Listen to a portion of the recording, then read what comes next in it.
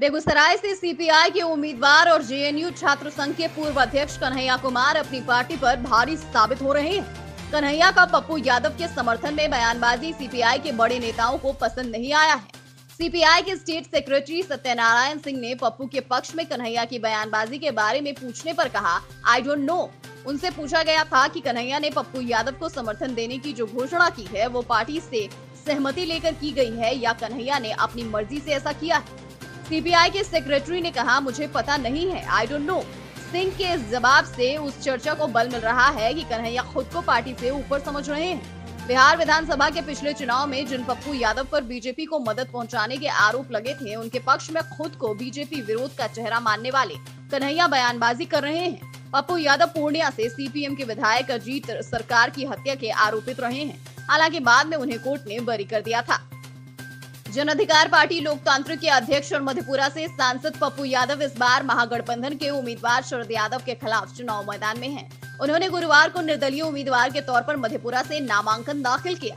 शरद राजद के सिंबल पर महागठबंधन के उम्मीदवार बनाए गए हैं। पप्पू यादव पिछले लोकसभा चुनाव में राजद के टिकट पर विजयी हुए थे। चुनाव के 1 साल बाद ही वे राजद सुप्रीमो लालू प्रसाद के खिलाफ बयानबाजी करने लगे थे। बिहार विधानसभा चुनाव में उन्होंने अपनी पार्टी जन अधिकार पार्टी लोकतांत्रिक के बैनर तले सीमांचल के करीब 2 दर्जन सीटों पर उम्मीदवार उतार दिए थे।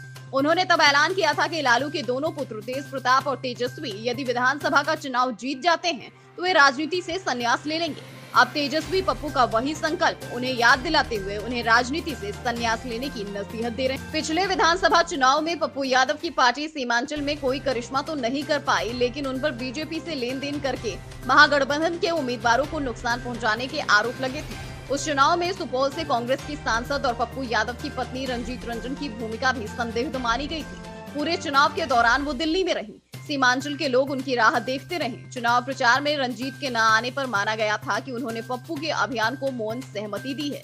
यही वजह है कि इस बार पप्पू यादव को महागठबंधन से बाहर रखने के लिए लालू परिवार अंत तक अड़ा रहा। पप्पू ने जब मधेपुरा से निर्दलीय लड़ने का ऐलान किया तो उन पर दबाव बनाने के लिए राजद की सुपौल यूनिट रंजीत रंजन के खिलाफ उम्मीदवार उतारने की जिद कर रही है।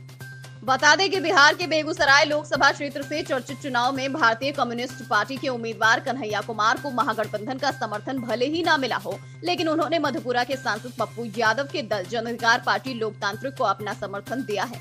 पप्पू यादव की पार्टी को भी महागठबंधन में जगह नहीं मिली है। मधेपुरा में 23 अप्रैल को और बेगूसराय में 29 अप्रैल को मतदान होगा।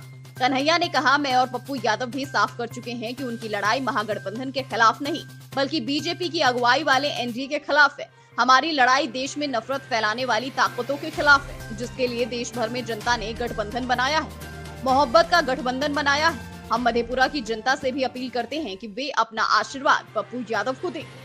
जवाहरलाल नेहरू विश्वविद्यालय छात्र संघ के पूर्व अध्यक्ष कन्हैया ने कहा कि जन अधिकार पार्टी ने जिस तरह से हमारा समर्थन किया है, उससे नफरत के खिलाफ लड़ाई और मजबूत हुई है। इससे पहले सांसद पप्पू यादव भी कन्हैया कुमार की तारीफ कर चुके हैं। उल्लेखनीय है कि कन्हैया और पप्पू यादव की पार्टी को महागठबंधन में जगह नहीं मिली है और दोनों ने चुनाव लड़ने की घोषणा की है। पप्पू यादव ने बिहार के मधेपुरा से चुनाव लड़ने की घोषणा की है। पटना से बिफोर प्रिंट की रिपोर्ट। अगर आपको हमारा वीडियो पसंद आया हो तो इसे लाइक करें, सब्सक्राइब करें और बेल आइकन दबाना न भूलें।